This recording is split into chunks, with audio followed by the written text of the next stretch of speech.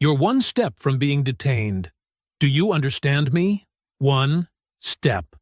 Officer Alex Morgan grabbed Marlo Denvers by the lapel of his dress white jacket, his fist tightening right over the row of medals, his knuckles pressed into the Navy Cross, the Silver Star, each one earned over 26 years of service and sacrifice.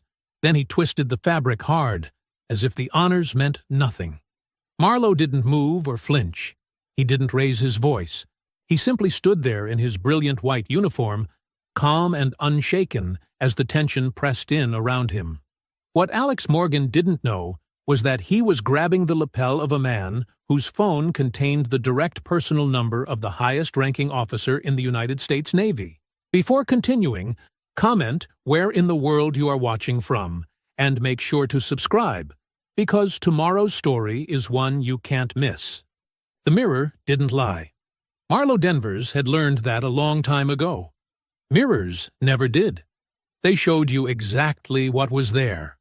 Nothing more, nothing less. And what was there, on this particular Tuesday morning, was a man in a hotel bathroom in Stafford, Virginia, putting on the most important thing he had ever worn. His navy dress whites. He started with the jacket. Always the jacket first. He lifted it from the hanger with both hands, the way you'd lift something sacred, and slid his arms into the sleeves slowly. The fabric was brilliant white, pressed the night before, not a single crease out of place. He had seen to that himself. He always did. Then came the medals. He lined them up on the bathroom counter before he pinned a single one. Silver Star, Bronze Star with Valor, Purple Heart. 3 others that most people wouldn't recognize, but that every person who had ever served would understand immediately. He picked up each one carefully, placed it exactly where it belonged. His hands moved with the kind of precision that doesn't come from practice. It comes from years, from experience that leaves marks on a man, inside and out. Speaking of marks, his hands were scarred. Both of them.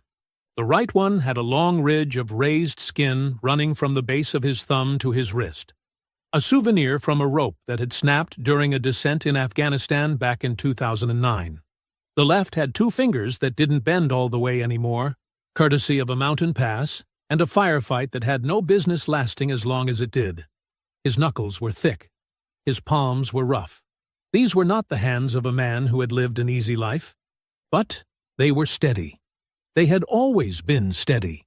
He checked his reflection one final time. The jacket sat perfectly. Every ribbon was aligned. The medals caught the bathroom light and held it. He stood straight, 6 feet and 2 inches of absolute stillness, and he looked himself in the eye, satisfied. "You look like a painting." He turned. His daughter Daisy was standing in the doorway, leaning against the frame in her Sunday best.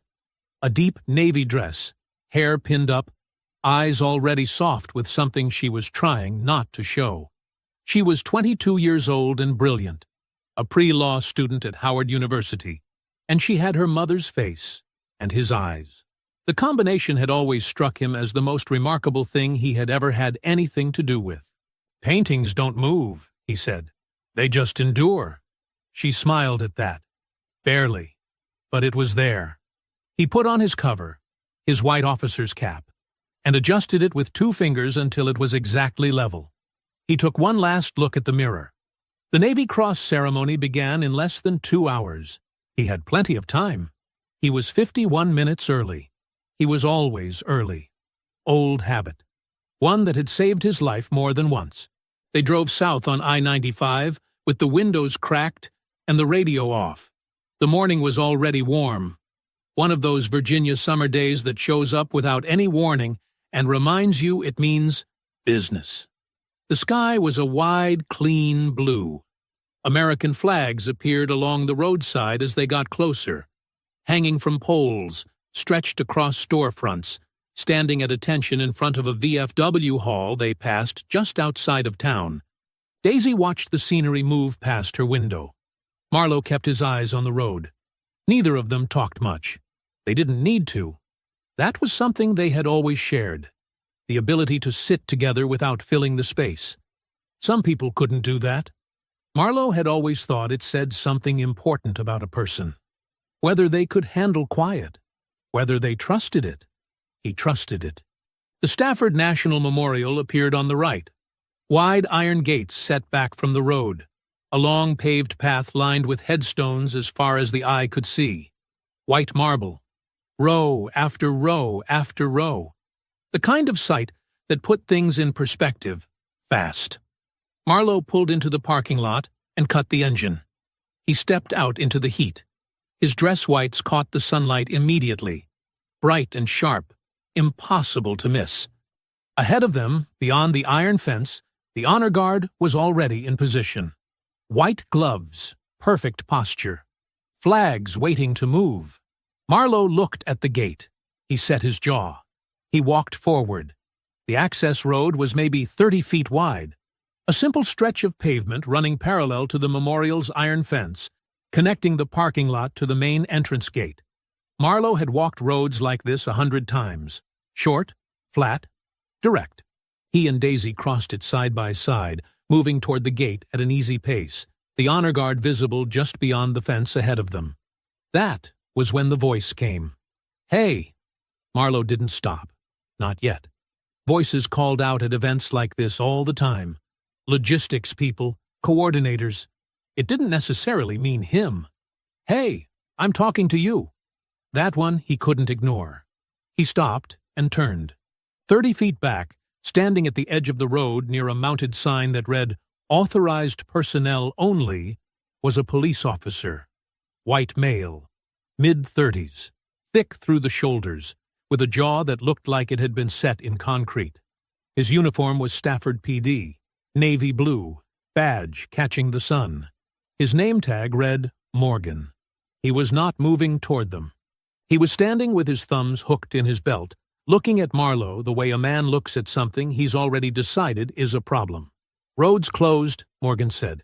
"Get back on the sidewalk." Marlowe kept his voice level.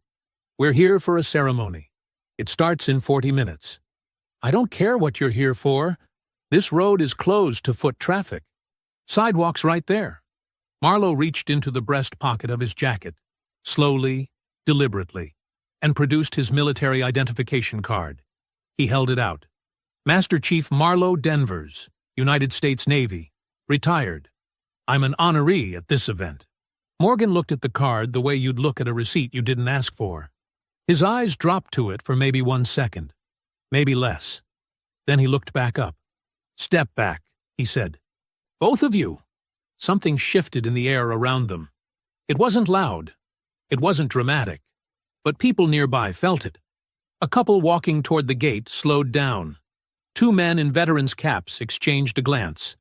Daisy's hand tightened around the strap of her purse. Marlowe put the ID back in his pocket. He did not step back. "Sir," he said, "I am attending an official United States Navy ceremony on these grounds. My name is on the program. I'd ask you to let us through."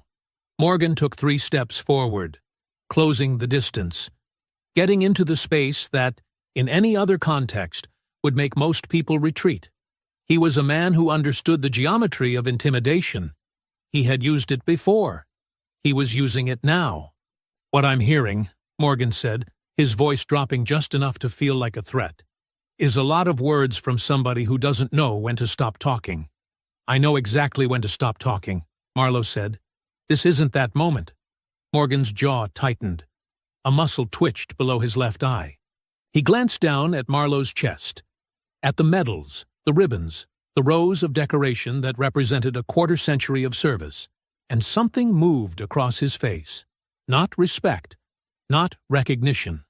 Something else entirely. Something that looked a lot like irritation. On a bench near the fence, half hidden by a cluster of people, a 73-year-old woman named Gwen Morrow sat very still. She was a retired schoolteacher from Richmond. She had driven 40 minutes to watch today's ceremony from outside the gates because she liked to honor veterans when she could. She had a cup of sweet tea in one hand. She put it down quietly, reached into her purse, pulled out her phone, raised it. She had seen this before. She knew what it looked like. She pressed record. Morgan stepped closer to Marlowe, close enough that there was almost no space left between them. His voice went flat and hard. You want to keep playing this game? Fine. But I am telling you right now, you do not walk this road. Not until I say so. You got that? Daisy stepped forward. He showed you his ID. I'm not talking to you, Morgan snapped, not even looking at her.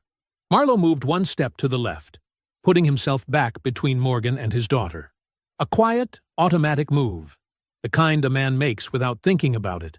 Morgan pointed, his finger aimed directly at Marlowe's chest. At the medals, at the ribbons, at every piece of hard-earned metal pinned to that brilliant white jacket. I don't care what you've got pinned to you, he said. You move when I tell you to move. The crowd had gone completely still. Nobody breathed. Then Morgan grabbed him, one hand, fist closing around the lapel of Marlowe's dress white jacket, just below the collar. Knuckles pressing against the Navy Cross, against the Silver Star, against 26 years of service that this man had decided, in this moment, meant absolutely nothing. Daisy made a sound, sharp, involuntary, like air leaving a punctured tire. Two people nearby raised their phones. Someone said, "Oh my God," in a low voice. The honor guard behind the gate had gone rigid. White-gloved hands at their sides, eyes forward, trained not to move. But their eyes moved. Every one of them. Marlowe did not move. He did not pull back. He did not raise his hands. He did not raise his voice. He stood exactly where he was and looked at Alex Morgan with an expression that was impossible to read and impossible to look away from.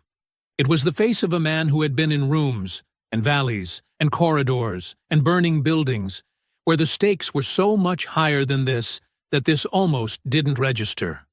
Almost. Take your hand, Marlowe said quietly. Off my uniform. Morgan tightened his grip. The fabric pulled. A ribbon shifted a quarter-inch out of alignment. You're one step from being detained. You understand me? One step. The crowd was a held breath. Nobody moved. Gwen Morrow's phone stayed up, steady as a rock, capturing every second. Marlowe looked at Morgan for a long moment. Then, slowly enough that Morgan could see every movement and choose to react, he reached into his breast pocket. Morgan's body tensed. His free hand dropped toward his belt. Marlowe produced a cell phone. Nothing else. Just a phone. He dialed a number from memory. 10 digits. No hesitation. He had called this number exactly 4 times in the last decade. He knew it the way he knew his own service number. 2 rings. Fred. His voice was calm, conversational, almost. It's Marlowe. I'm outside the gate. Your man out here has his hand on my jacket. He listened for 3 seconds. Then he lowered the phone from his ear and extended it toward Morgan. He'd like to speak with you. Morgan stared at the phone. Something flickered across his face. Amusement, maybe. The smug satisfaction of a man who thought he was about to watch someone embarrass themselves. He reached out with his free hand and took it. He put it to his ear, still holding Marlowe's lapel. Yeah. His voice was flat, confident. The voice of a man who figured this was some relative, some friend trying to throw weight around. This is Officer Morgan, Stafford PD. Who am I speaking with? The voice on the other end answered. The color left Alex Morgan's face, not gradually, all at once, like someone had opened a drain. Admiral Fred Jasmine, Chief of Naval Operations, 4 stars, the highest-ranking officer in the United States Navy. His voice was not loud. It did not need to be. It carried the absolute, unmistakable authority of a man who had commanded operations in 4 theaters of war and had never once needed to repeat himself. He told Morgan to release the Master Chief, right now, and to remain exactly where he was until further notice. That was all. Morgan's hand opened. The lapel fell free. He stood there holding the phone like it had turned into something he didn't recognize, like he couldn't quite remember how he'd gotten it or what it was for. His mouth opened slightly, closed. He looked at Marlowe, then at the phone. Then at Marlowe again. Marlowe reached out and took the phone back. "Thank you, Fred." He ended the call and slid the phone into his breast pocket. Then he reached up with 2 fingers and straightened the ribbon that Morgan had shifted out of alignment. He took his time with it. Got it exactly right. Then he looked at Morgan one final time. One single nod. Not triumphant. Not mocking. Just acknowledgement. The kind a man gives when a matter has been settled. He turned and walked through the gate. Behind him, someone began to clap. Then someone else. Then several people at once. Not a roar, but something genuine. Something that bubbled up because it couldn't be held down. Daisy caught up to him in 3 quick steps and grabbed his arm with both hands. She was shaking. He could feel it through his jacket sleeve. He was not shaking. He walked forward, steady as he had always been, into the grounds of the memorial, toward the ceremony, toward the moment that today had always been meant for. Lieutenant Commander Alina Majors was waiting just inside the checkpoint. She was a compact woman in her mid-40s, sharp-eyed and precise, the kind of person who arrived early to every room she ever entered. She wore her Navy service uniform, khaki and gold, with the quiet confidence of someone who had earned every thread of it. She and Marlowe had served together for 3 years in the early 2000s. She knew him the way only people who have been through hard things together can know each other. She looked at him when he came through the gate, took in the set of his jaw, the steadiness of his walk, the barely visible tension behind his eyes. "You good?" she said. "I'm good," he said. She studied him for 1 more second. Then she pulled him into a firm embrace, the kind that said more than words could. She shook Daisy's hand warmly, told her she looked beautiful, and then guided them both down the stone path toward the ceremony pavilion. 200 people had gathered inside. The pavilion was open air, a wide stone platform framed by tall oak trees, surrounded on 3 sides by rows of white headstones that stretched back as far as the eye could see. Row after row after row. Men and women who had given everything. The kind of sight that rearranged something inside you if you let it. Marlowe let it. Chairs had been arranged in neat rows facing a low wooden stage. Active duty personnel sat in uniform on the left. Veterans, family members, and civilian guests filled the right side. At the front, beside the podium, a small table held a dark presentation box. Marlowe knew what was inside it. He took his seat in the front row beside Daisy. An officer handed him a printed program. He folded it in half without reading it and held it in his lap. Admiral Fred Jasmond took the podium at precisely 11 o'clock. He was 63 years old, white-haired, and built like a man who had never fully left the field. 4 stars on his shoulder boards, a chest full of his own decorations. He stood at the podium without notes. He had not prepared remarks. What he said next, he said from memory, because it was not the kind of thing a man forgot. He spoke about Ramadi, 2007, a collapsing building on a street that didn't appear on any map they'd been given. 6 men trapped on the 2nd floor. Smoke coming up through the floorboards. 30 seconds, maybe less, before the whole structure came down. And 1 man who went back in.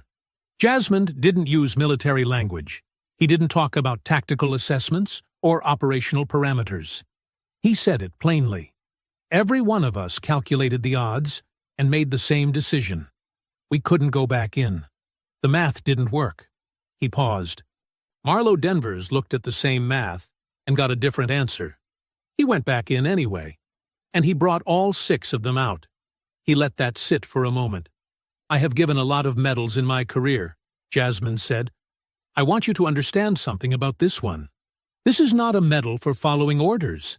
This is a medal for the kind of character that cannot be manufactured, cannot be trained, can only be revealed. In a moment when everything is on the line, and the choice is yours alone to make." He stepped away from the podium. Marlowe stood. He walked to the stage with the same measured stride he had used all morning. Steady, unhurried. He stopped in front of Jasmine and stood at attention. Jasmine opened the presentation box. He lifted the Navy Cross, a dark blue cross on a white and blue ribbon, and pinned it to Marlowe's chest, just above the row of decorations already there. He stepped back, saluted. Marlowe returned it. In the front row, Daisy pressed 2 fingers to her mouth. Her shoulders shook once, silently. She did not look away. The reception afterward filled the memorial hall with warm noise, handshakes, quiet conversations. A table of food nobody was really eating. Marlowe moved through the room, accepting every hand extended to him, answering every question with patience, posing for photographs with strangers who looked at him like he was something rare. He was standing near the far window, watching the honor guard outside begin to fold the flags, when he felt someone come up beside him. Majors. Her warm expression was gone. She spoke low. Marlowe, I need to show you something. Majors pulled him into a quiet corner near the back of the hall, away from the handshakes and the warm noise and the people still buzzing from the ceremony, away from all of it. She positioned herself with her back to the room. An old habit, the kind you develop when you don't want anyone reading your expression from across a space. Daisy had noticed the move. She crossed the room without being asked and stood beside her father. Majors looked at Marlowe, then at Daisy, then back at Marlowe. Morgan filed a report, she said. Already. The noise of the reception continued behind them like nothing had happened. Glasses clinking, low laughter, someone telling a story that ended with the whole table smiling. Marlowe said nothing. He waited. 40 minutes, Majors said. That's how long it took. While you were in there receiving the Navy Cross, he was outside writing it up. Somebody coached him. Had to have. The language is too clean, too fast. She reached into the pocket of her uniform jacket and produced her tablet. She pulled up the document and held it out. Marlowe took it. He read slowly. The way he did everything, deliberately, completely, without skipping a single word. The report described a non-compliant civilian who had aggressively entered a restricted access road despite repeated lawful instructions to stop. It described verbal threats directed at a law enforcement officer. It used the phrase threatening posture twice. It described Morgan as having acted with restraint and professionalism under provocation. It did not mention the lapel.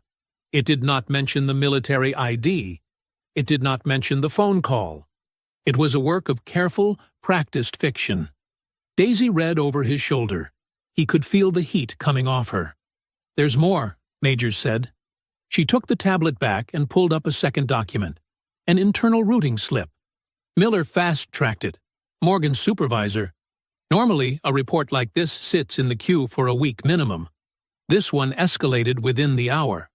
Why? Daisy said. Majors glanced at her. Miller's brother-in-law is running for the County Public Safety Review Board. The election's 6 weeks out. A case where an officer held the line against an aggressive civilian, even a veteran. That's useful. That's a campaign talking point. Marlowe handed the tablet back. His jaw was tight, not trembling, just set, like concrete that had been poured and had cured completely. The video, he said. Majors nodded. It went up online about 30 minutes ago. Someone in the crowd posted it. She paused.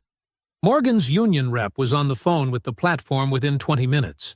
They flagged it as potentially doctored. It's been suppressed pending review. You can't find it if you search for it. Daisy made a sound that was not quite a word. She pressed her lips together and looked at the floor for exactly 1 second. Then she looked back up. Majors put the tablet away. She looked at Marlowe with the kind of expression that old teammates use when they have said everything useful and are simply standing with you now. I'm sorry, she said. I wanted today to be just today. It was, Marlowe said. It still is. He meant it. But there was something different in his voice now. Something that hadn't been there at the podium or at the gate. It wasn't anger exactly. It was recognition. The recognition of a man who has identified a threat, assessed it clearly, without panic, without denial, and is now deciding what to do about it. He reached up and touched the Navy Cross with 2 fingers. just briefly. Then he lowered his hand. Daisy was watching him. She had been watching him the way she always did when something serious was happening. Carefully, completely, the way you watch someone you are trying to learn from. "They're going to try to make you the story," she said. It wasn't a question. "They're going to try," Marlowe said. She looked at him for a long moment. Her chin came up slightly. Her voice was steady and quiet, and absolutely certain. "Daddy, we fight this." He looked at his daughter, 22 years old, sharp as a blade, standing in the corner of a reception hall in her Sunday best, with fire behind her eyes and not 1 ounce of retreat in her posture. He looked down at the Navy Cross one more time. "Yes," he said. He said it the same way he said everything that mattered, without drama, without hesitation. "We do." They left the reception together, side by side, walking back out through the same gate he had walked through that morning. The honor guard was gone now. The flags had been folded. The memorial grounds were quiet in the afternoon heat. They had a long road ahead.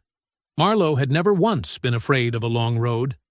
They drove back to Richmond that evening in the same quiet they had driven down in. But it was a different kind of quiet now. The morning's quiet had been calm, settled, the quiet of a man at peace with where he was going. This one had edges to it. This one had weight. Marlowe drove. Daisy sat in the passenger seat with her phone in her lap, scrolling through legal databases, making notes in a small notebook she kept in her purse. She didn't stop the whole way home. He didn't ask her to. By 9 o'clock the next morning, they were sitting across a conference table from Ruby Beckford. Her office was on the 4th floor of a building in downtown Richmond. Clean, organized, not fancy. The kind of office that belonged to someone who spent their money on preparation rather than appearances. Ruby herself looked exactly like that. Early 60s. Natural silver hair cut close. Reading glasses pushed up on her forehead. She wore a charcoal blazer over a white blouse, and she had the kind of stillness that came from having sat across from very powerful people for a very long time, and having never once blinked first.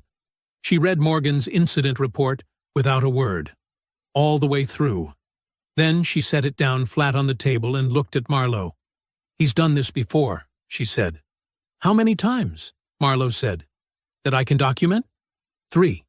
She opened a folder and slid 3 separate incident summaries across the table. 3 prior complaints, all involving black men, all filed with nearly identical language, non-compliant, aggressive, threatening. You could practically copy and paste. She tapped the folder. Not one resulted in formal discipline. 2 were settled quietly before any hearing. 1 was dropped when the complainant stopped returning calls. Daisy leaned forward. "How does that happen?" Ruby looked at her over the top of her glasses. "It happens because of the machine," she said. "And I want you both to understand exactly how it works, because a lot of people go into this fight without understanding it, and they lose before they get started." She folded her hands on the table. "Morgan files his report. The union assigns a rep within the hour, which has already happened. The rep's job is one thing: protect the officer. They don't investigate. They construct. They take the report, clean up the language, and build a counter-narrative before you've even had time to process what happened to you." She paused. "Then your complaint enters the formal pipeline. Internal affairs, review boards, departmental hearings, all of which operate on their own timeline, months, sometimes longer. And while all of that is grinding along, the political moment passes. The public moves on. The pressure drops. And then, very quietly, Morgan gets reassigned to a different sector, and the whole thing just disappears." The room was quiet. "That's how it always works," Ruby said. "Every single time." Marlowe sat with that for a moment. Then he said, "Tell me about the other men." Ruby's expression shifted slightly. Something moved behind her eyes. She reached back into the folder. "There's one I want you to know about specifically," she said. "His name is Anton Hilson. 67 years old, retired postal worker, 32 years of service with the USPS, never missed a day, never had a disciplinary note in his file. 2 years ago, Morgan stopped him outside a pharmacy on Garrison Road. She paused. Hilson ended up in the hospital. 2 cracked ribs. Morgan's report said he fell while resisting. And the hospital records? Daisy said. Don't match the police report, Ruby said flatly. Not even close. Did he press charges? Marlowe asked. He was going to. Then someone had a quiet word with him. Told him that pursuing it could complicate his pension review. Nothing written down. Nothing provable. Just a conversation. She closed the folder. He backed down. He's been living with it ever since. Marlowe was still. His eyes had not moved from Ruby's face. Where is he now? He said. Ruby looked at him carefully, like she was measuring something. Richmond, she said. About 4 miles from here. Marlowe pushed back his chair and stood up. He picked up his jacket from the back of the seat and put it on. He looked at Daisy. I'll be back by dinner, he said. Ruby watched him walk to the door. She had represented a lot of clients in her career. She had sat across from a lot of people in a lot of trouble. She had learned, over 30 years, to read a man by the way he moved when the stakes were real. Marlowe Denvers moved like a man who had already decided. The neighborhood was quiet in the early afternoon. Small houses set back from the street behind modest lawns. Old oak trees throwing shade across the sidewalk. The kind of block where people had lived for 30 years and knew each other's cars. Marlowe parked at the curb and sat for a moment with the engine off, looking at the brick house at the end of the short driveway. A wind chime moved on the front porch. A pair of reading glasses sat on a small table beside the door. He got out and walked up. He knocked. Footsteps inside. Then silence. The particular silence of someone looking through a peephole, deciding. The door opened 4 inches, stopped by a chain, and a woman looked out at him. Small. 60s. Eyes sharp with suspicion and something older than suspicion. Something that had been earned over a lifetime of answering doors and not always knowing what was on the other side. "Can I help you?" she said. Her voice said she wasn't sure she wanted to. "My name is Marlowe Denvers," he said. "I'm looking for Anton Hilson. I'm not law enforcement. I'm not a reporter. I'm a veteran, retired Navy, and I have something I need to talk to Mr. Hilson about. It concerns Alex Morgan." The name landed. He watched it land. The woman's eyes changed. The sharp suspicion didn't leave. It just moved aside to make room for something else. Recognition. And behind that, the particular kind of wariness that comes from a wound that never fully healed. The door closed. The chain rattled. The door opened all the way. "Come in," she said. Anton Hilson was in the living room. He sat in a recliner near the window, with a cane leaning against the armrest. A dark wood cane with a rubber tip, worn smooth from use. He was smaller than Marlowe had imagined. Not frail exactly, but reduced. Like a man who had been a certain size for most of his life, and had lost some of it somewhere along the way. His hair was white at the temples, and his hands, resting on the armrests, were the hands of a man who had worked hard for a long time. He looked at Marlowe, the way men of a certain age and experience look at strangers who show up with serious faces. Measuring. Waiting. "Sit down," he said. His voice was steady. Quiet. Whatever he had lost in size, he had kept in composure. Marlowe sat on the couch across from him. Hilson's wife, she had introduced herself as Eva, stood in the doorway to the kitchen with her arms crossed. She was not leaving. Marlowe didn't blame her. "You said Alex Morgan," Hilson said. "Yes, sir." "What about him?" "I had an encounter with him yesterday," Marlowe said. "Outside a ceremony at the Stafford National Memorial. He put his hand on my uniform. Filed a false report afterward. The department is backing him up." He paused. "Ruby Beckford is my attorney. She told me what happened to you 2 years ago. I came to hear it from you directly." Hilson looked at him for a long moment. The wind chime on the porch made a soft sound through the screen door. Ava hadn't moved. Then Hilson started talking. He had been outside the pharmacy on Garrison Road on a Tuesday afternoon, picking up his blood pressure medication. He was walking back to his car when Morgan pulled up beside him and told him to stop. No explanation. Just stop. When Hilson asked why, Morgan got out of the car. When Hilson asked a second time, things escalated fast. He ended up on the pavement. He wasn't sure exactly how it happened. It was fast, and then it was over, and he was looking up at the sky with something wrong in his side. He woke up in the hospital the next morning with 2 cracked ribs and a story that didn't match the police report in a single meaningful detail. His voice broke once. When he described calling Eva from the hospital room. When he described the way she sounded when she picked up. He stopped talking for a moment and looked out the window at the oak tree in his front yard. Eva looked at her shoes. Marlowe waited. He didn't fill the silence. He let the man have it. When Hilson looked back, something in his face had shifted. Harder, clearer. 2 years, he said. I've been carrying this thing for 2 years, because some man told me, quietly, nicely, that talking about it might cause problems with my pension. So I stayed quiet. He exhaled slowly through his nose. I stayed quiet, and it hasn't done me a bit of good. Marlowe leaned forward, his elbows on his knees. His voice was low and direct. I'm not staying quiet, he said, and I could use a witness who isn't. Hilson studied him. The way you study a road before you decide to walk it. You that man? He said. Are you actually that man? Marlowe held his gaze without blinking. I am, he said. Hilson's hand moved across the armrest and extended toward him. Marlowe reached out and took it. They shook once. Firm, brief, the kind of handshake that means something. Eva uncrossed her arms in the kitchen doorway. Outside, the wind chime moved again in the afternoon breeze. 2 days passed.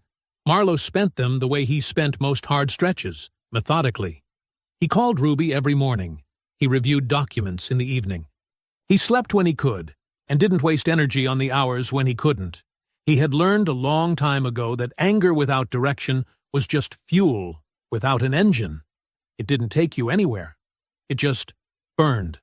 On the 3rd morning after the visit with Hilson, he drove to Daisy's apartment in Church Hill. She had a small place on the 2nd floor of a converted row house.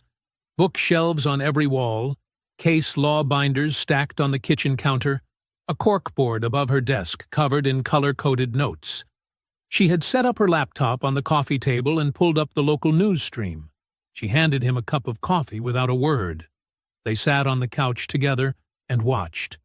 The segment ran 4 minutes and 12 seconds. Marlowe counted.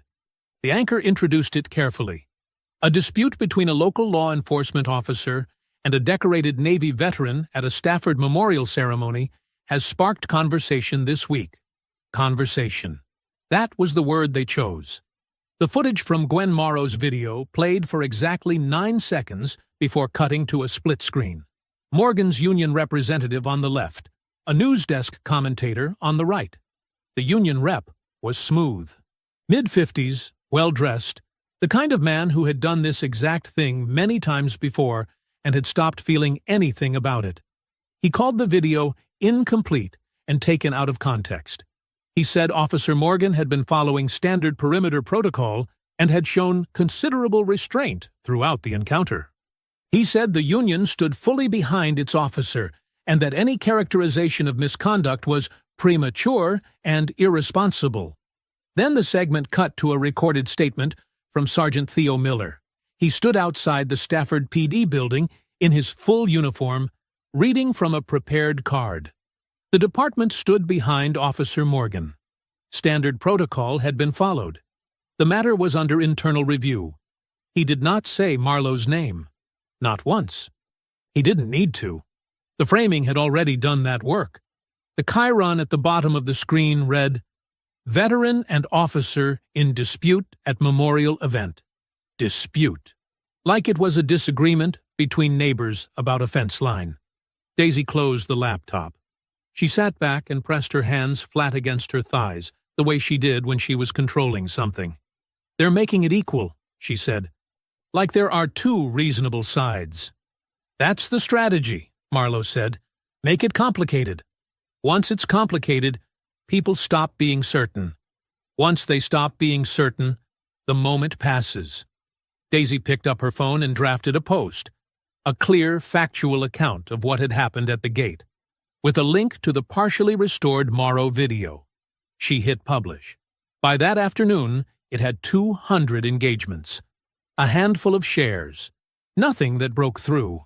The algorithm had no interest in small fires. That same morning, Ruby filed the formal civil rights complaint with the Stafford PD Internal Affairs Division. She called Marlowe to tell him it was submitted. She also told him something else. The investigator assigned to the complaint was a 17-year department veteran named Grady Sessions. He and Morgan had worked the same patrol sector for 6 of those years. They had been photographed together at the department's annual banquet 3 times. It was all public record, all findable. Ruby had found it in 40 minutes. For 2 days, nothing came back. Then the city council office called Ruby's office with an invitation. Would Marlo Denvers be willing to speak at the next open public session? Ruby called Marlowe immediately. She said it cautiously. It could be a genuine opening. A chance to put his account on public record in a formal civic setting. Marlowe said yes. 22 hours later, the council office called back. The invitation was withdrawn, pending review. They were sorry for any confusion. Ruby called that evening while Marlowe was eating dinner alone at his kitchen table. She didn't waste time. "The complaint is stalled," she said. "Sessions hasn't moved it an inch. I expected this, but I wanted you to hear it from me directly." She paused. "We need pressure from outside the system entirely. Someone whose name carries federal weight." Another pause. "Would Admiral Jasmine make a public statement?" Marlowe set down his fork. He stared at the wall across from him for a moment. Then he said, "I'll call him in the morning." He picked his fork back up. He finished his dinner. He washed the dish and put it away. Then he went to his study, sat down, and started writing out everything he needed to say. He called at 7 in the morning, not because he thought Jasmine would be asleep. The man had been waking up at 5 a.m. since 1983 and had never once broken the habit. Marlowe called at 7 because it felt like the right hour for a hard conversation. Early enough to be serious, late enough to be respectful. The line rang twice. "Marlowe." Jasmine's voice was the same as always. Low, measured, the kind of voice that had learned over decades to carry authority without volume. "I've been expecting your call." "Then you've seen the news coverage," Marlowe said. "I have." "And the report Morgan filed." "That too." A brief pause. "Alina Majors forwarded it to me through proper channels. I've read every word." His voice tightened almost imperceptibly on the last 2 words. "Almost. How are you holding up?" "I'm fine," Marlowe said, because he was. "I'm calling to give you professional courtesy. My attorney is pushing this forward. It's going to escalate. Your name is going to come up in coverage. Probably soon. I wanted you to hear that from me before you heard it somewhere else." "I appreciate that," Jasmine said. Then he stopped talking. The silence stretched out. Marlowe knew silences. He had spent a career reading them, in mission briefings, in debriefs, in the particular quiet that fell over a room when a commanding officer was about to say something nobody wanted to hear. This one had a shape to it, a weight. "Fred," Marlowe said. Jasmine exhaled, long and slow. "Marlowe, I have been advised by legal counsel, Navy counsel, not to engage publicly with this matter at this time." The words came out carefully, like they had been chosen and recited and chosen again. "The service has appropriations hearings in front of the House Armed Services Committee in 6 weeks," Jasmine continued. "There are people, on both sides of that committee, who would use my involvement in a local law enforcement controversy to make those hearings about something other than the Navy's operational needs. I have been strongly encouraged to maintain a public distance from the situation until the formal process plays out." Marlowe said nothing. "I'm sorry," Jasmine said, and he meant it. The word carried real weight. The weight of a man who understood exactly what he was saying and didn't feel clean about it. "I understand," Marlowe said. "Marlowe, Fred, I understand. I mean that." He kept his voice even, neutral. "Thank you for being straight with me." He ended the call. He put the phone face down on his desk and sat with his hands flat on the wood surface on either side of it. The study was quiet. Morning light came through the single window at an angle, cutting across the floor in a long, pale stripe. Somewhere outside, a car started and drove away. Marlowe sat very still and thought about what he now understood. It wasn't just Morgan. It was never just Morgan. Morgan was one man, small, in the grand scheme of things, replaceable. The kind of man the system produced reliably and protected automatically because the system needed men like him to function the way it wanted to function. What Marlowe was actually fighting was the entire structure that surrounded that one man. The union, the department, the political machinery attached to the department. The media dynamic that flattened the story into two equal sides. The internal complaint process with its assigned investigator who had lunch with the subject of the complaint. And now, even the institution that Marlowe had given 26 years of his life to was keeping its distance, protecting its budget, protecting its position. He had known this, intellectually, since Ruby had laid it out at her conference table. But knowing something intellectually and sitting alone in a quiet room feeling the full weight of it were two different things. He got up. He walked to the garage. He went inside and sat on the workbench in the dark with his hands on his knees for 20 minutes. Not spiraling, not collapsing, just letting himself feel the size of the thing he was up against. You didn't fight something this big by pretending it was small. You fought it by seeing it clearly and deciding to move anyway. He got up. He went back inside. Daisy was at the kitchen table with her laptop open, surrounded by printed pages and highlighted notes. She had let herself in with her key. She looked up when he came in. Something in his face told her everything. She reached over and turned her laptop toward him. "Sit down, Daddy," she said quietly. "Tell me what he said. Then I want to show you what I've been working on." He pulled out a chair and sat down across from her. "Tell me what you found," he said. The video broke through on a Thursday. Not the clipped 9-second version the local news had used. The full 4 minutes and 11 seconds of Gwen Morrow's unedited recording. Steady, clear, capturing every word and every second from the moment Morgan called out across the access road to the moment Marlowe walked through the gate. It surfaced on a national veterans advocacy platform called Standing Watch, and within 3 hours, a retired Marine general with 800,000 followers had shared it with 4 words. "This is what they do." By that evening, it had 2 million views. By the next morning, it had 4. The national press arrived like weather. Suddenly, everyone had Marlowe Denvers's name in their mouths. His service record went public. 26 years, 3 combat tours, the Navy Cross, pinned 8 days ago at the very ceremony Morgan had tried to keep him from. The story assembled itself and spread faster than anyone could shape it. Marlowe's phone rang so many times, he turned it face down and let Ruby handle the press inquiries. She called him at noon, and for the first time since this began, her voice had something lighter in it. "The city attorney's office just called," she said. "They want to discuss a resolution." Marlowe sat up straighter. "What kind of resolution?" "Formal departmental apology.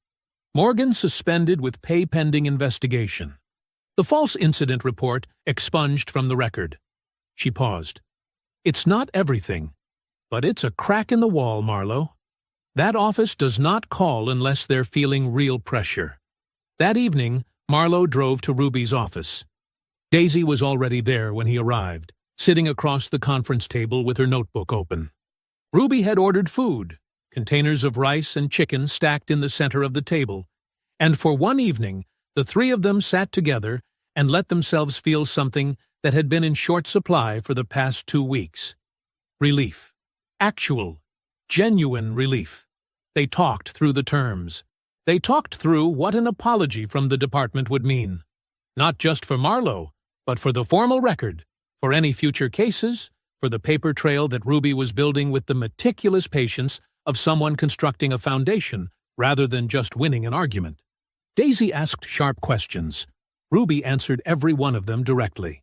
By 9 o'clock, when Marlowe drove home, the weight in his chest had loosened by several degrees. He pressed the dress whites that night out of habit, hung them back in the garment bag. He slept. The story ran the next morning. He saw it on his phone at 6:47 a.m. before he was fully awake. A regional outlet, the kind of publication that existed primarily to service a particular point of view. The headline sat on the screen like something thrown at him. Navy Cross recipient has violent past. Records reveal decorated veteran's history of aggression. He sat up. He read it. At age 23, before he ever enlisted, Marlowe had been involved in a bar fight, a single incident, a misdemeanor charge that had been fully expunged from his record decades ago. It was gone. Legally, officially, completely gone. Because that was what expungement meant. It meant it did not exist. Except that now it did. Because someone had found it. Someone with access to sealed records had reached in and pulled it out and handed it to a reporter. By mid-morning, the viral video was being argued about rather than watched. Comment sections filled with people who had never served a day in their lives, debating whether a man with a 28-year-old misdemeanor could really be trusted. Morgan's union held a press conference at noon. The representative was practiced and calm and said that Morgan had filed his report in good faith, that the video did not represent the full context of the exchange, and that the rush to judgment against a dedicated law enforcement officer was itself a form of injustice. The city attorney's office called Ruby at 2 p.m. The resolution conversation was on hold. Marlowe was sitting at his kitchen table reading the union's statement when his phone rang. He looked at the screen. Anton Hilson. He answered. Hilson's voice was low and tired, older sounding than it had been at the kitchen table in Richmond. Marlowe, he said, I got to tell you something, and I need you to understand. I am sorry. Marlowe went still. Somebody from the police union called my daughter's employer yesterday, Hilson said. Her school. Just asking questions, they said. Real polite. But she called me last night, and she was scared, son. She was scared. His voice cracked at the edges. I can't be your witness. I can't do that to her. The kitchen was completely silent. I understand, Marlowe said. Anton, I understand. He ended the call. He set the phone on the table. Daisy was across from him. She had been there all morning. She watched her father's face and saw something she had never seen there before. Just for a moment. Just a flicker. She pulled her laptop closer. Her voice was very quiet. Daddy, she said, they broke the law. Marlowe looked at his daughter across the kitchen table. She had her laptop open and a stack of printed pages beside it. Highlighted, tabbed, annotated in the tight, precise handwriting she had inherited from nobody in particular and developed entirely on her own. She had been building toward this moment for days. He could see it now. The careful, methodical way she turned the laptop to face him told him everything about how long she had been waiting for the right moment to say what she was about to say. A sealed expungement record, she said, cannot be accessed by law enforcement for the purpose of public disclosure. Not in Virginia. Not anywhere in this country. She pushed a printed page across the table toward him. Virginia Code 19.2, 392.4. Unauthorized disclosure of expunged records. It's not a policy violation, Daddy. It's not a department rule somebody bent. It is a criminal statute. Whoever pulled your record and handed it to that reporter committed a crime. Marlowe looked at the page. He read it. All of it. Then he read it again. Who has access to sealed records through law enforcement databases? He said. Certified officers. Through a restricted state portal. She pulled up another tab. Every access is logged. Every single one. The system records who opened it, when, And from which terminal? That log is not sealed. That log is discoverable. She sat back. They didn't just overreach. They left a trail. The kitchen was very quiet for a moment.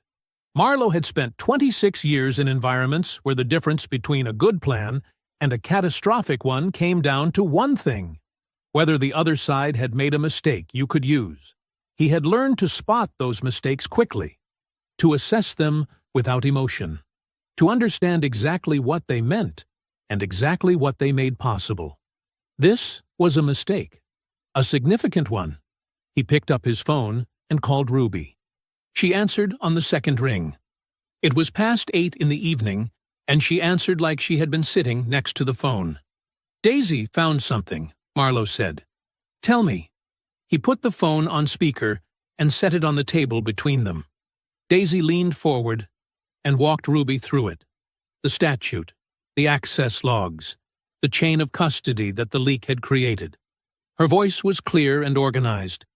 She cited the code section from memory before she even looked at the page. When Daisy finished, Ruby was quiet for a moment. Then she said, "How long have you been working on this?" "Since the story ran," Daisy said. 2 days. Another pause. Longer this time. "I need to tell you both something," Ruby said. Her voice had shifted. Not louder, just more direct. The way a person sounds when they are done being careful with information. "I have been in contact with the Virginia Attorney General's office for the past 48 hours. Quietly. Preliminary conversations. Nothing formal yet." She paused. "I was waiting. I needed the other side to do exactly what they just did. I needed a provable crime on the record before I moved. Because without it, we had a civil complaint and a viral video. With it, we have a criminal investigation attached to a civil rights lawsuit. That changes everything about how much pressure this system is about to feel." Marlowe looked at the phone. "You were waiting for them to overreach." "They always do," Ruby said simply. "People who have never faced real consequences believe they never will. That belief makes them sloppy." A brief pause. "I'll be on the phone with the AG's office first thing tomorrow morning. I'm going to need Daisy's research. All of it. Formatted and sourced. It'll be in your inbox by midnight," Daisy said. "Good." Then Ruby said something she didn't say often. Something that wasn't part of her professional vocabulary. "Daisy, you would have made an excellent investigator." Daisy looked at her father across the table. Something moved across her face. Not pride, exactly. Something quieter and more certain than pride. "I'm going to be a better lawyer," she said. Marlowe looked at his daughter, 22 years old. 2 days of independent legal research spread across a kitchen table. A criminal statute cited from memory. A case that had been stalling for 2 weeks, suddenly cracked open by a young woman who had decided the situation required more than outrage. It required work. He felt the last trace of what had flickered across his face after Hilson's call. That brief, unwelcome shadow. Dissolve completely. It was gone. He reached across the table and put his hand over hers for just a moment. Then he stood up, picked up his coffee cup, rinsed it in the sink. "I'll let you work," he said. She was already typing. Ruby called at 7 the next morning. Marlowe was already up. Coffee made, sitting at the kitchen table with the printed Virginia statute in front of him, reading it for the 4th time. Not because he didn't understand it. Because understanding something completely and understanding something legally were 2 different things, and he wanted to know every word before the day started moving. "I've been on the phone since 6, Ruby said. "The AG's office is interested, very interested. They're not making any formal announcements yet. They want to review Daisy's documentation first, but the language from their side has shifted. This is no longer a preliminary conversation." "How long before they move?" Marlowe said. "Days, not weeks." She paused. "There's something else. The Veterans Advocacy Group, Standing Watch, the platform that shared Morrow's video, they've retained an independent investigative team. Retired JAG officers and 2 journalists who specialize in law enforcement accountability. They've been running public records requests across 3 jurisdictions for the past 48 hours. Marlowe set down his coffee. What did they find? Ruby took a breath. The kind of breath that precedes something significant. Morgan wasn't born in Stafford, she said. He was transferred there in 2019. He came from Hargrove County, smaller department, about 40 minutes west. While he was there, an excessive force complaint was filed against him. A young man, 24 years old. The complaint was serious enough that it should have gone to a formal hearing. She paused. It never did. Instead, the county settled quietly, paid the complainant, sealed the agreement, and offered Morgan a voluntary transfer in exchange for his resignation. Stafford PD hired him 6 weeks later. The kitchen was completely still. They knew, Marlowe said. They had reason to know, Ruby said carefully. Whether they conducted a thorough background inquiry or chose not to look too hard, that's something a federal lawsuit will establish.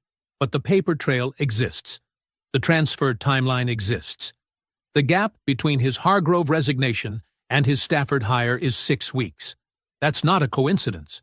That's a transaction. Marlowe stood up from the table and walked to the window. The street outside was quiet. A neighbor's sprinkler moved in slow arcs across a front lawn. Ordinary, peaceful, the kind of morning that had no idea what was being said in kitchens like this one. This isn't one bad officer, Marlowe said. No, Ruby said. It never was. Morgan is the symptom. The department is the disease. And now we have documentation of both. She let that sit for a moment. I'm filing the federal civil rights lawsuit today, this afternoon. 42 U.S.C., Section 1983, Deprivation of Rights under Color of Law. Named defendants are Morgan, Miller, and the city of Stafford. Marlowe turned from the window. What do you need from me? I need you to be present at the filing, she said. On the courthouse steps, in your dress whites. He didn't hesitate. What time? 2 o'clock. Richmond Federal Courthouse. I'll be there. Marlowe. Her voice changed slightly, became more direct in a way that meant she was about to say something she had weighed carefully before saying. What we're doing today is not just about you. You understand that. The Hilson case, the Hargrove transfer, the sealed record leak. We are building a case that establishes a pattern. A documented, provable pattern of misconduct enabled by institutional indifference. That is how you don't just win. That is how you make it harder for this to happen to the next man. Marlowe was quiet for a moment. I know, he said. After he hung up, he went to the bedroom closet. He moved aside 2 hanging garment bags until he found the right one. He unzipped it slowly. The dress whites were exactly as he had left them. Every fold deliberate, the fabric still brilliant white. The empty space above the breast pocket, where the Navy Cross now hung on its presentation box in his study. He lifted the jacket out carefully, checked every seam, every crease. He carried it to the bathroom and hung it on the back of the door where the steam from the shower would release any remaining stiffness from the fabric. Then he went to his study and opened the presentation box. He lifted the Navy Cross and held it in both hands for a moment. The dark blue cross, the white and blue ribbon. The weight of it, not heavy in ounces, but heavy in everything else. He was going to wear it today, not for a ceremony, for something more important. He called Daisy. She answered before the first ring finished. Clear your afternoon, he said. It's time. He was putting on his dress whites when his phone rang. He had the jacket laid out on the bed, the Navy Cross sitting in its open box on the nightstand beside it. He was moving with the same careful precision he always brought to this, each step deliberate, nothing rushed. When the phone lit up on the dresser, he looked at the screen. Admiral Fred Jasmond. Marlowe picked it up. Fred. Marlowe. A pause, brief. Like the man on the other end was making a final decision about something he had already mostly decided. I want to talk to you before today. I'm listening. I retained personal legal counsel yesterday morning, Jasmine said. Private attorney. No Navy involvement, no institutional connection. Entirely separate from my role and my uniform. His voice was steady and unhurried. The voice Marlowe remembered from a dozen briefings in a dozen difficult places. I submitted a voluntary sworn statement to the Virginia Attorney General's office this morning, written and signed. It details what I heard during that phone call outside the memorial gate. Morgan's tone, his words, the physical contact with your uniform, my direct order, and his response to it. He paused. Every word of it is on record now. Marlowe sat down on the edge of the bed. Fred, I'm not finished. Not harsh, just direct. I also made some calls this week. Quiet ones.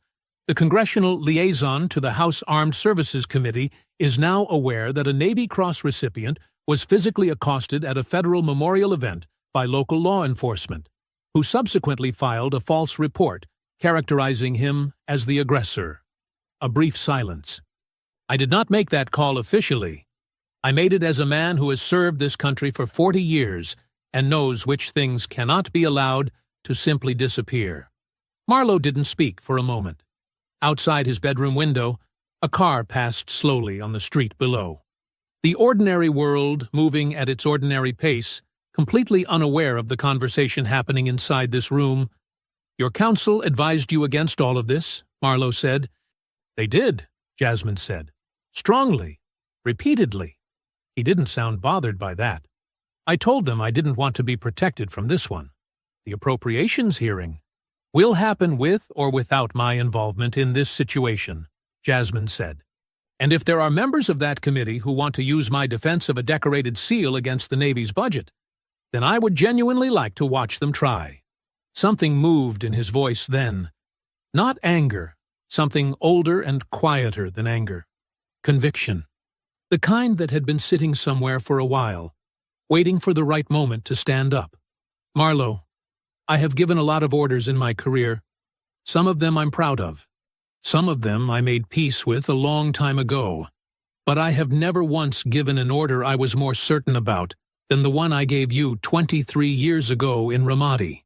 I told you to stand down. I told you the math didn't work. A pause. You didn't listen. And 6 men came home because you didn't. Marlowe looked at the Navy Cross in its open box on the nightstand. I told my counsel something else, Jasmine continued. I told them that a man once went into a burning building for 6 of my people when every reasonable calculation said not to. The least I can do is pick up a phone and tell the truth about what I heard. Another pause.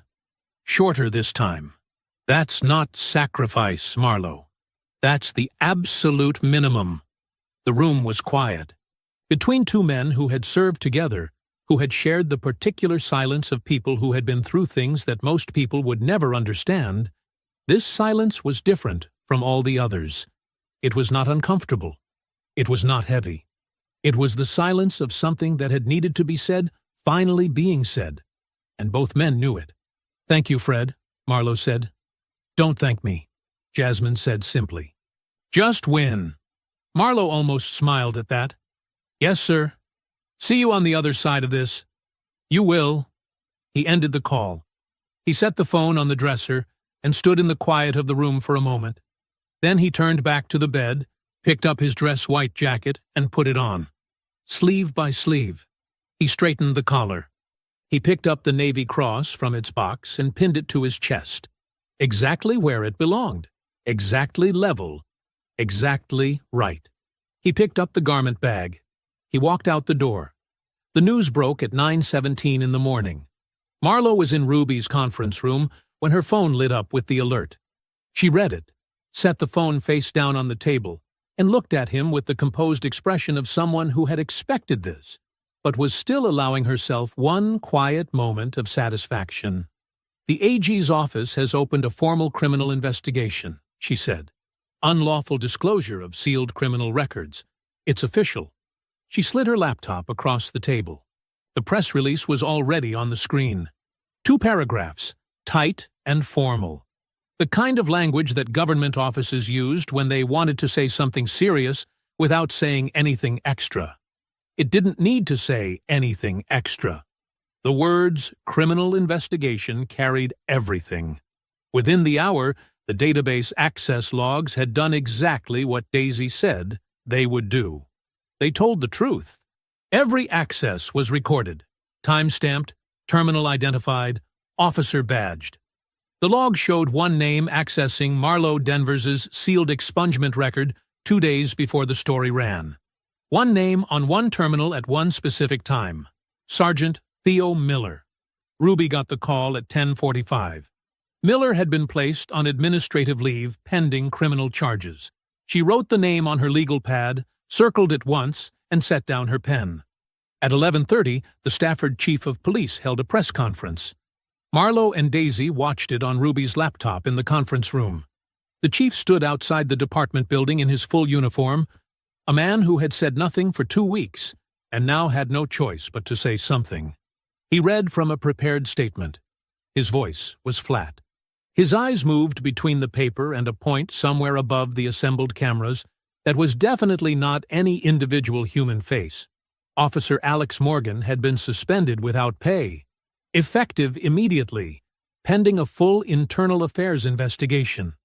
The department was cooperating fully with the Virginia Attorney General's criminal inquiry. The department remained committed to the highest standards of professional conduct. He did not apologize. He did not say Marlo's name. He took no questions. When it ended, Ruby closed the laptop. "Not enough," Daisy said. "No," Ruby agreed, "which is exactly why we're filing this afternoon." The Richmond Federal Courthouse sat on Broad Street like it had been placed there specifically to make a point about permanence. Wide stone steps, tall columns, the kind of building that had seen 100 years of people climbing those steps with something urgent in their hands and something heavier in their chests. Marlo climbed them at 1:55 p.m. in his full-dress whites. Every medal, every ribbon. The Navy Cross centered on his chest, catching the afternoon sun. He walked with the same stride he always walked with. Measured, unhurried, completely certain of each step. Ruby was beside him in a charcoal suit, her briefcase in one hand, the federal filing in the other. Daisy walked on his left in her navy dress, her chin up, her eyes straight ahead. Cameras were already assembled at the bottom of the steps. Word had moved fast. Ruby stopped at the top of the steps and faced the press. She read the core of the filing in a clear, carrying voice. 42 United States Code, Section 1983. Deprivation of civil rights under color of law. Named defendants: Officer Alex Morgan, Sergeant Theo Miller, the City of Stafford.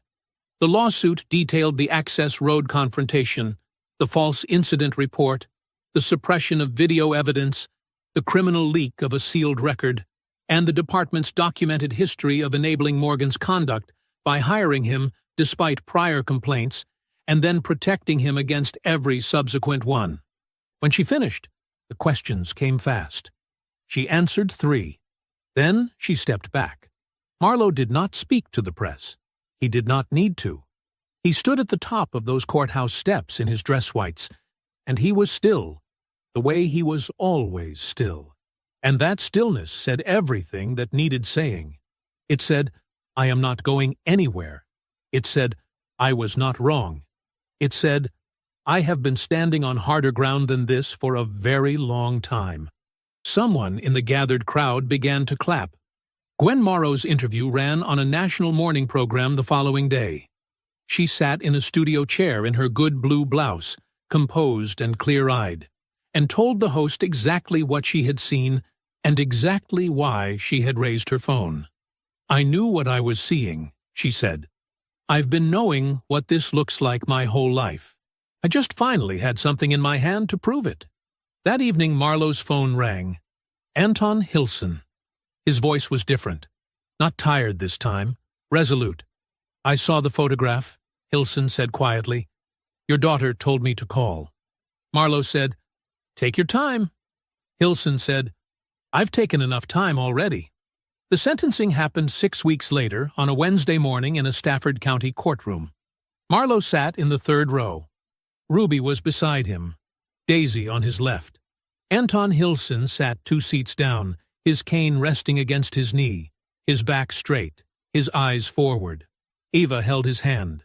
The courtroom was full, standing room only. Morgan was brought in first. He wore a gray suit that no longer fit him quite right, like a man who had lost something in the months since the arrest, something beyond weight. He did not look at the gallery. He looked at the floor, the table, his attorney's sleeve. Anywhere that wasn't a face.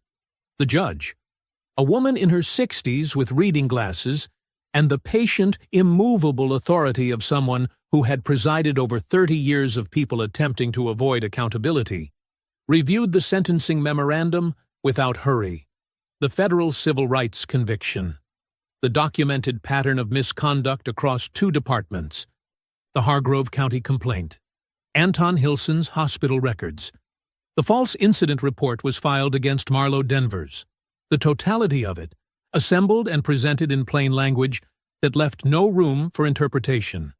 She looked up at Morgan over her glasses. "You used your badge," she said, "not to protect the public, but to harm it. Repeatedly. Deliberately. And you did so with the confidence of a man who believed he would never face this moment." She paused. "You were wrong." Morgan was sentenced to 4 years in federal prison. He did not speak. He did not look up. He was led out of the courtroom by 2 marshals, and the door closed behind him with a sound that was not loud, but felt final in a way that quiet sounds sometimes do. Miller came next. He had aged visibly since his arrest. The careful, political composure that had carried him through 30 years of departmental maneuvering had collapsed somewhere between the indictment and today, and what was left looked smaller than the man who had stood outside the Stafford PD building reading from a prepared card. His attorney argued for leniency, cited his years of service, his family, his otherwise clean record. The judge listened to all of it. Then she noted that Miller had not simply bent a rule or made a mistake in judgment. He had deliberately accessed a sealed record, a legal protection that exists specifically to give people a second chance, and weaponized it against a decorated veteran in order to protect a corrupt officer and serve a political agenda. He had then used the reach of his position to intimidate a witness. Anton Hilson's daughter had gone to work afraid. That, the judge said, was not a technicality. That was the abuse of power in its clearest form. Miller was sentenced to 3 years in federal prison and permanent revocation of his law enforcement certification. He closed his eyes when the sentence was read. His wife, in the front row of the gallery, pressed a handkerchief to her mouth. The courtroom was very still. Then, from somewhere in the gallery, someone began to clap. Slowly, at first. Then others joined. Not wild or celebratory. Something more serious than that. The sound of people who had waited a long time for something and were finally, carefully, allowing themselves to believe it had actually happened. Marlo did not clap. He sat with his hands folded in his lap and looked at the empty space at the front of the courtroom where both men had stood moments before. He did not feel triumph. He felt something quieter and more durable than triumph. He felt the particular weight of justice, real, documented, consequential justice, settling into the record permanently, where it could not be expunged, reassigned, fast-tracked away, or quietly forgotten. He turned to Hilson. The older man was looking straight ahead, his jaw set, his eyes bright with something he was holding carefully in place. His hand was still in Eva's. After a moment he exhaled, long and slow, and his shoulders came down by half an inch, like a man releasing a breath he had been holding for 2 years. He turned to Marlo. He didn't say anything. Neither did Marlo. They didn't need to. The city of Stafford settled the federal civil rights lawsuit. The terms were substantial. Ruby had negotiated with the focus and patience of someone who understood that the number on the settlement document was not the most important part. The most important part was the consent decree attached to it. Mandatory bias accountability training across the entire department, an independent civilian review board with actual authority, and a requirement that all future officer transfers include full disclosure of prior complaint histories. The training program had a name: the Hilson Initiative. Anton Hilson had submitted his written statement to the AG's office on a Monday morning, sitting at his kitchen table with Eva beside him and a pen in his hand that he held steady the whole way through. His daughter had taken the day off work to be there. When he finished signing, she put her hand on his shoulder and kept it there. He called Marlo afterward. He didn't say much. He didn't need to. Marlo could hear it in his voice, the particular sound of a man who had put something down that he had been carrying for a very long time. The lunch with Admiral Jasmine had happened 2 weeks after the settlement. A corner table at a quiet restaurant in Washington. No uniforms, no ceremony, just 2 men and bad coffee and a window looking out onto a street where nobody knew who they were or what they had been through together. They talked for 3 hours about Ramadi, about the men who had come home from that building, about the ones who hadn't come home from other places, about what it meant to serve something larger than yourself, and what happened when the institution you served couldn't always live up to what it asked of you, about the difference between loyalty and silence, and how those 2 things got confused more often than they should. When they parted on the sidewalk outside, Jasmine shook Marlo's hand and held it for a moment. "You were right not to walk away," he said. Marlo said, "So were you." Daisy appeared in the doorway of the study. Same as the beginning. Same doorway. Same daughter. But not quite the same. There was something in her posture now that had been there before in seed form, and had grown into something fuller and more certain. She leaned against the frame and looked at her father sitting at his desk with the Navy Cross open before him. "Georgetown Law accepted me," she said. "The letter came this morning." Marlo looked up. "Same morning as the Miller indictment," she added. He looked at her for a long moment. "That's not a coincidence," he said. "That's alignment." She smiled at that, came into the room, and sat in the chair across the desk. She looked at the Navy Cross, then at him. "How did you stay that calm?" she said. "At the gate, with his hand on your uniform. How did you just stand there?" He thought about it. He took his time, the way he always did with things that deserved it. "When you've stood in places where the choice was life or death," he said, "a man grabbing your lapel outside a ceremony is not the most frightening thing you've ever faced." He paused. "The frightening thing is walking away, because if you walk away, it happens to the next man, and the one after him, and it keeps happening until somebody decides their turn has come." He looked at the cross. "Your grandfather couldn't fight it the way I fought it," he said. "His grandfather couldn't fight it at all. Every generation, somebody has to pick up what the last one couldn't carry all the way to the end." He closed the presentation box gently. It was just my turn. Daisy stood up and crossed the room. She put her arms around him from behind and held on. He reached up and put his hand over hers. They stayed like that for a moment, father and daughter, quiet in the evening light. Later, after Daisy had gone, Marlo went to the closet. He took the garment bag down from the hook. He unzipped it slowly and lifted the dress white jacket out with both hands. Careful, deliberate, every fold respected. He checked each crease, smoothed one lapel with 2 fingers. Then he hung it back inside, zipped the bag closed, and returned it to its place. He had worn it for the ceremony. He had worn it for the fight. He would wear it again for whatever came next. Because a man like Marlo Denvers did not retire from standing up. He simply pressed the uniform, hung it carefully, and waited for morning. If you enjoyed the story, leave a like to support my channel, and subscribe so that you do not miss out on the next one. On the screen, I have picked 2 special stories just for you. Have a wonderful day.